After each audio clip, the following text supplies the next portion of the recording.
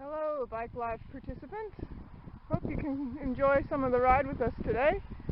As you can see, we've just had a snack under this nice big shade tree. We've just come off that Hume Highway over there.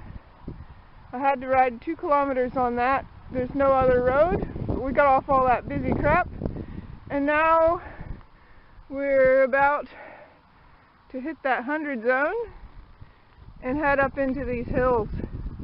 We'll be climbing up out of the Murray River drainage to a drainage divide, and then we'll be dropping down into the Billabong Creek catchment, which is the longest creek in Australia, apparently.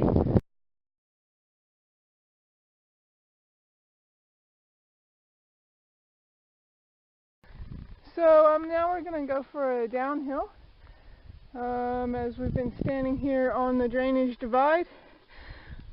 We're going to go down into the Billabong catchment, and I'm going to stick you on my shoulder here and take you for a ride downhill. Hope you enjoy it.